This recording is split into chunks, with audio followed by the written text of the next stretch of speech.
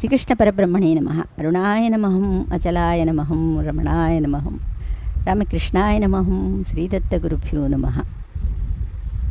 మనం నారాయణీయంలోని 55వ దశకం కాళీయ మర్ధనం మొత్తం శ్లోకాలు చెప్పుకుందాం.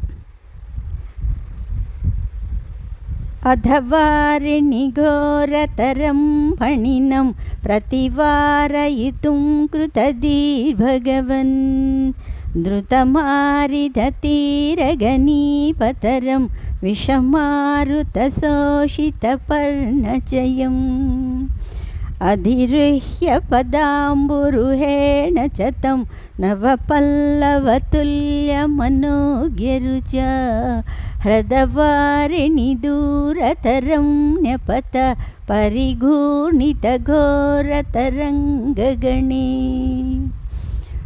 భువనత్రయభారభృతో భవతో గురుభారవికంపి విజృంభిజల పరిమజ్జయతి స్మ ధనుస్సతకం తటినీ ఝటితే స్ఫుటఘోషవతి అదదిక్షు విదిక్షు పరీక్షుభిత భ్రమితోదరవారిణి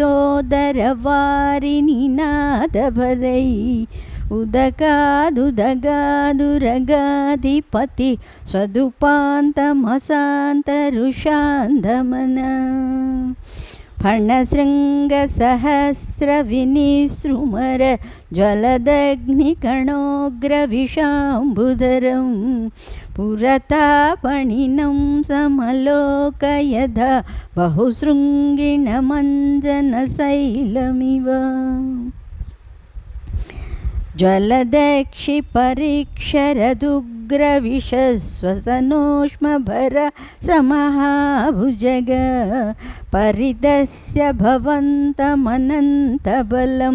సమవేష్టయదస్ఫుటచేష్టమహో అవిలోక్య భవంతమధాకులితే